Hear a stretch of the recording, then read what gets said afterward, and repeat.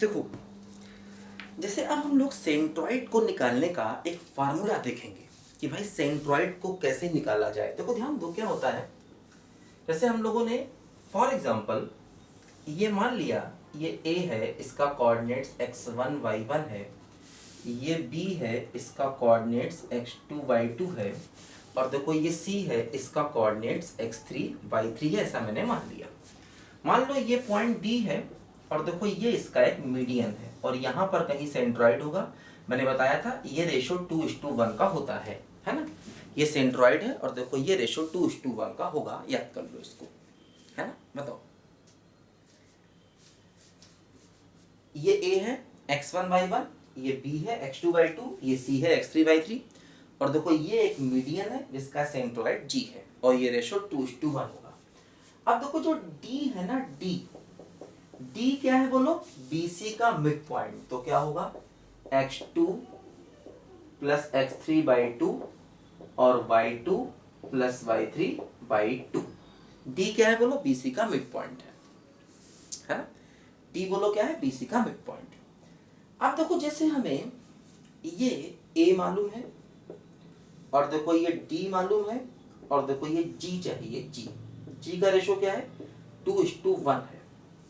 तो जैसे मान लिया ये है x1 y1 और देखो ये D है, D क्या है, x2 plus x3/2 y2 plus y3/2, है ना।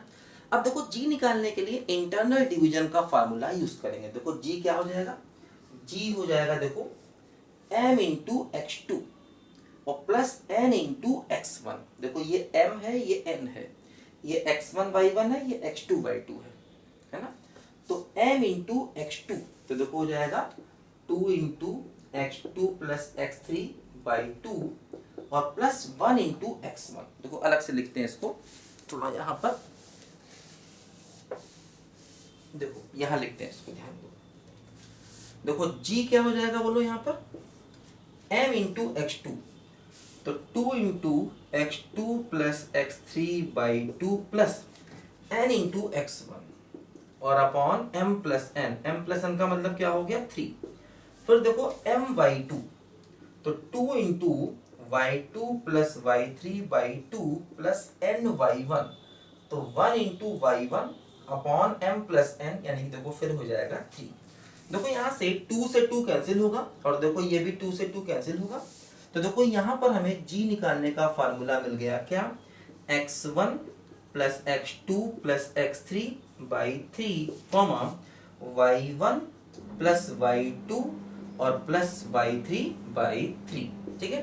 तो देखो ये सेंट्रॉइड निकालने का फार्मूला आ गया। अगर हमें ट्रायंगल के तीनों वर्टिसेस मालूम है, A मालूम है x1 y1, B मालूम है x2/2, C मालूम है x3/3, तो हमें देखो यहाँ से सेंट्रॉइड को निकालने का एक बहुत इंपॉर्टेंट फार्मूला मिल गया। पहले हमने D को निकाला इन दोनों के मिड पॉइंट की हेल्प से, फिर ये रेशो मालूम है, ये रेशो मालूम है, G निकल गया।